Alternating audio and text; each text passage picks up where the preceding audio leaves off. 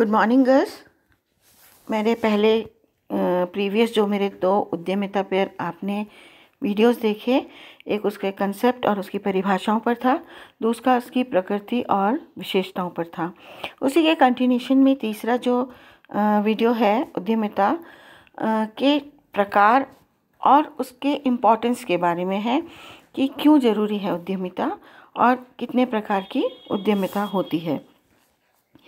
तो सबसे पहला जो है उद्यमिता की जो हम देखें तो स्मॉल बिजनेस जो होते हैं, एंटरप्रेन्योरशिप के लघु व्यवसाय उद्यमिता या स्मॉल बिजनेस एंटरप्रेन्योरशिप, इस एंटरप्रेन्योरशिप मतलब कि जो छोटे छोटे व्यवसाय होते हैं, जैसे कि आपको मैंने बताया था कि आप बुटीक खोल लेते हैं या पापड़ बना रहे हैं, पनीर बना रहे हैं, या ऐसे जैसे जो लघु उद्योग होते हैं जिनको आप कॉटेज भी बिजनेस भी कह सकते हैं, जिसमें कि आप कुछ चीज़ नई उत्पाद कर रहे हैं। हलवाई हैं जो कि मिठाइयाँ बना रहे हैं, तो कुछ भी नया उत्पाद बना रहे हैं, नई क्रिएशन के साथ बना रहे हैं, लेकिन उसके लिए आपके बहुत ज़्यादा पैसों की ज़रूरत नहीं होती है।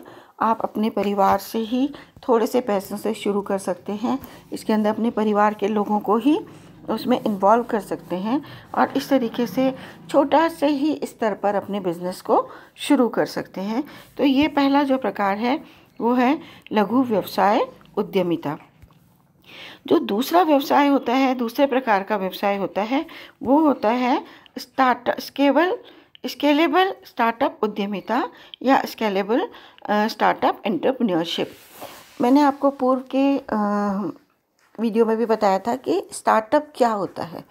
स्टार्टअप मीन्स कि आप कोई ऐसा प्रोडक्ट को मार्केट में लेके आएँ जो कि मार्केट में अभी तक इंट्रोड्यूस ही नहीं हुआ है, जिसके बारे में किसी को कोई जानकारी नहीं है, या फिर कोई प्रोडक्ट पहले से है लेकिन उस प्रोडक्ट को आप उसके अंदर कोई चेंज लाके, जैसे मैंने एक एग्जांपल दिया भी था कि जैसे मान लीजिए हम शैम्पू यूज़ कर रहे हैं, लेकिन उसको अब उसमें चेंज क्या ले आए हम, हेयर फॉल को रोकने के लिए शैम्पू।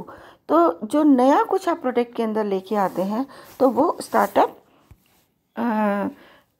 उद्यमिता कहलाता है। अब स्टार्टअप अगर आप खोलते हैं तो क्योंकि इसमें उद्देश्य आपका बिल्कुल नया होता है, आपके जानकारी बिल्कुल नहीं होती है, तो इसके लिए विशेषज्ञों की आवश्यकता होती है। और इसके लिए ऐसा नहीं है कि खाली आप परिवारजनों से काम चला सकते हैं, आपको समय भी चाहिए, विशेषज्ञ भी चाहिए, थोड़ी पूंजी भी चाहिए उस कार्य को करने के लिए। तो यह थोड़ा आपका थोड़ा सा उससे बड़ा होता है। जो थर्ड टाइप का आपका बिजनेस होता है वो है बड़ी कंपनी उद्यमिता। जैसे कि जितनी भी बड़ी बड़ी कंपनीज हैं, आप मारुति देख रहे हैं या फिर जितनी भी बड़ी बड़ी टाटा बिरला की जो कंपनीज हैं जो बड़े बड़े प्रोडक्ट्स बना रही हैं, तो फिर वो जो प्रोडक्ट्स होते हैं, जैसे मान लीजिए कार बन रही है, तो इसके साथ इनकी छोटी छोटी एंसिलरीज जुड़ जाती हैं। ये छोटी छोटी और कंपनीज खुलवा लेते हैं अपने साथ साथ। कोई सीट बना रही है, कोई नट बोल्ट बना रही है, कोई स्टीयरिंग बना रही है, कोई लाइट बना रही है, कोई इसके सीट कवर बना रही है। तो बड़ी बड़ी कंपनीज के साथ उसकी छोटी छोटी एंसिलरीज या छोटी छोटी कंपनीज और जुड़ जाती हैं और वो फिर मिलकर एक जगह असेंबल होती हैं और एक नया प्रोडक्ट बनाती हैं। तो इसको बनाने के लिए काफ़ी करोड़ों रुपए की आवश्यकता होती है, बहुत बड़े स्टाफ की ज़रूरत होती है, बहुत कुशल लोगों की ज़रूरत होती है। इसमें मैनेजमेंट बहुत अच्छी तरह से होना चाहिए और इसमें बहुत तरह की सरकारी दबावों को भी सहन करना पड़ता है इसमें। और यह एक बड़ा उद्योग होता है जिसके लिए काफ़ी प्रबंधन की आवश्यकता होती है। नेक्स्ट जो होता है फोर्थ टाइप का जो आपका है वो है सामाजिक उद्यमिता या सोशल एंटरप्रेन्योरशिप। ये सामान्यतः गवर्नमेंट और इसको पब्लिक सेक्टर्स भी कहते हैं हम, जो कि सरकार और या तो प्योरली सरकार के द्वारा नियंत्रित होती है या फिर इसके अंदर कुछ पार्ट सरकार के साथ साथ कुछ भाग प्राइवेट लोगों का भी होता है। जैसे कि अब मान लीजिए आप एयरलाइंस हैं, एयर इंडिया एयरलाइन है, ये पब्लिक सेक्टर है, इसको गवर्नमेंट के द्वारा संचालित किया जा रहा है। या फिर आपका कोई हथियार बनाए जा रहे हैं, हथियार पूर्णतः सरकार के द्वारा बनाए जाते हैं, इसमें प्राइवेट सेक्टर का कोई काम नहीं होता है। या रेल के डिब्बे बन रहे हैं, या बसेस बन रही हैं, या फिर कुछ ऐसी चीज़ें बन रही हैं जो कि पैसा जो हम प्रोड्यूस कर रहे हैं, पैसे जो छापे जाते हैं, रुपए छापे जाते हैं, तो ये ऐसी कुछ चीज़ें होती हैं जिनको हम प्राइवेट लोगों के हाथों में नहीं दे सकते हैं। इन पे पूर्णतः सरकार का ही कंट्रोल होता है। तो ऐसे उद्यमिता जो होती है वो केवल सामाजिक आवश्यकताओं को पूरा करने के लिए और समाज में व्याप्त समस्याओं को दूर करने के लिए प्रयोग में ली जाती है। इसका मुख्य लक्ष्य मुनाफा कमाना नहीं होता है, केवल उनकी समस्याओं को दूर करना और आवश्यकताओं को पूरा करना ही इसका लक्ष्य होता है। तो इस तरीके से हम कहेंगे कि एक पब्लिक सेक्टर सरकार द्वारा नियंत्रित होता है। अब है उद्यमिता का महत्व, इम्पोर्टेंस ऑफ एंटरप्रेन्योरशिप। उद्यमिता क्यों ज़रूरी है?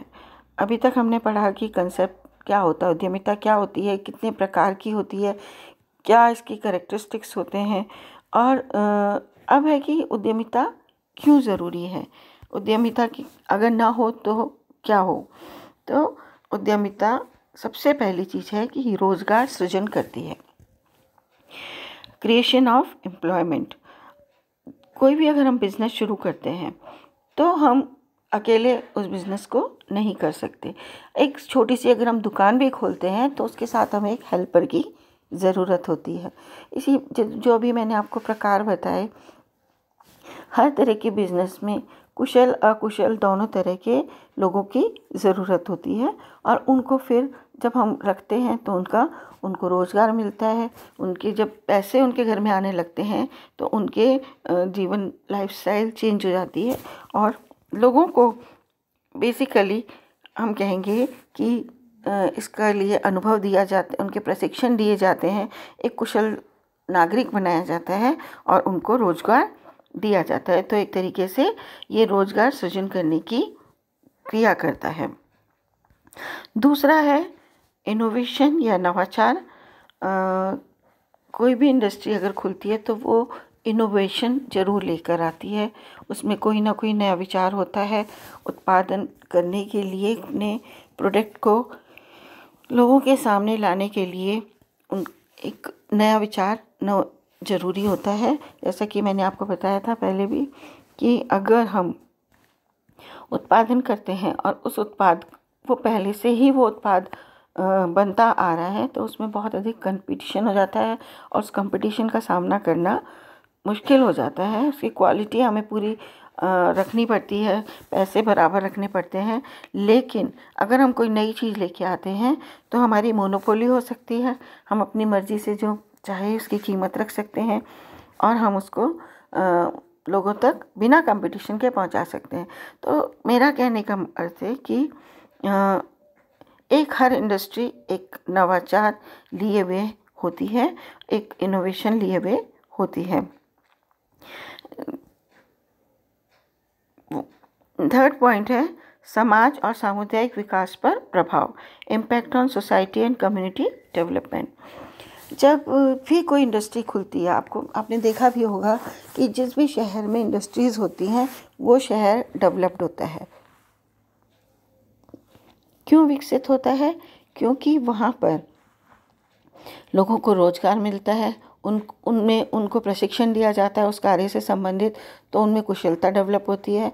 तो जब उनको रोज़गार मिलता है तो उनके जब हाथों में पैसे आने लगते हैं तो अपना वो जीवन स्तर बदल देते हैं। तो जब भी जहाँ भी इंडस्ट्री खुलेगी वहाँ के समाज का ज़रूर विकास होगा, वहाँ का रहन सहन का स्तर लोगों का और जगह की अपेक्षा अधिक होगा। नेक्स्ट है, ये मैं आपको बता चुकी हूँ, जीवन स्तर में वृद्धि हो जाती है, increase in standard of living. फिर है अनुसंधान और विकास का समर्थन करता है। जब भी कोई इंडस्ट्री खुलती है तो मैंने अभी आपको बताया था कि उसमें नया विचार आना ज़रूरी होता है, नया नया चेंजेस आना ज़रूरी होता है। और ये नए चेंज कैसे आएंगे? जब हम उसमें कोई रिसर्च करेंगे, उसको देखेंगे कि वो सक्सेसफुल है या नहीं, या फिर हम उस रिसर्च को उस पर बार बार चेंजेस ला ला के देखेंगे और उपभोक्ताओं की आवश्यकताओं के अनुसार उसको बनाएंगे। तो इस तरीके से हम कह सकते हैं कि इंडस्ट्रीज़ जो होती हैं वो अनुसंधान और विकास का समर्थन करता है। यहाँ पे सपोर्ट मिलता है रिसर्च और डेवलपमेंट को। उद्यमी नौकरियाँ बनाते हैं, रोज़गार तो देते ही देते हैं, मैंने आपको बताया था। पर जो जितना ज़्यादा हम, वही इससे ही रिलेटेड है, ये रोज़गार देने से मतलब है कि जैसे जैसे हमारी इंडस्ट्री डेवलप होती जाएगी, जितनी ज़्यादा हम विकसित होते जाएंगे, नए नए अन्वेषण करते जाएंगे, उतनी ही हमें ज़रूरत लोगों की पड़ेगी और उतने ही लोगों को हम रोज़गार दे सकेंगे। नेक्स्ट है उद्यमी बदलाव पैदा करते हैं। बार बार वही पॉइंट रिपीट हो रहा है कि जब जैसे जैसे नया प्रोडक्ट आता है, उस प्रोडक्ट में क्योंकि चेंज आता है, तो फिर जैसे जैसे चेंज आते जाएंगे लोगों की रहन सहन बढ़ेगा, लोगों समाज में परिवर्तन आना शुरू होगा, बदलाव उत्पन्न होगा। तो जैसे जैसे हम नए उत्पाद लेते आएंगे, व्यवसाय हमारा बढ़ता जाएगा और हमारी जो समाज है वो भी बेहतर होता जाएगा। तो बदलाव जो है उद्यमिता के कारण ही होता है। उद्यमी समाज को देते हैं, entrepreneur give to society. Entrepreneur का काम ही यही है। वो बनाते किसके लिए हैं? वो उपभोक्ता के लिए ही कोई उत्पाद बनाते हैं। तो जो भी उत्पाद वो बनाते हैं वो समाज के लिए ही बनाते हैं। तो इसलिए यह कहना सही होगा कि उद्यमी समाज को देते हैं या समाज के लिए ही कार्य करते हैं। नेक्स्ट है उद्यमी राष्ट्रीय आय में जोड़ते हैं। जो इनकम होती है वो उद्यमी की वजह से ही होती है। जो सरकार की इनकम होती है, जो भी हम इंपोर्ट एक्सपोर्ट, जब हम एक्सपोर्ट करते हैं कोई भी अपने यहाँ से, तो हमारे पास विदेशी मुद्रा आती है और वो विदेशी मुद्रा जो होती है वो हमारे, उनको टैक्सेस देने पड़ते हैं, बाहर से कोई भी सामान लेते हैं तो वो हमारे सब राष्ट्रीय आय में वृद्धि करते हैं और राष्ट्रीय आय में वृद्धि होने से हमारे देश की वृद्धि होती है। Thank you so much. ये उद्यमिता आपका फर्स्ट टॉपिक बिल्कुल कंप्लीट हो चुका है। तीनों वीडियो के द्वारा मैंने आपको यह समझाने की कोशिश करी है कि उद्यमिता की धारणा क्या होती है, उसके कैरेक्टरिस्टिक्स क्या होते हैं, उसके प्रकार क्या होते हैं और क्यों इम्पोर्टेंट होती है। अब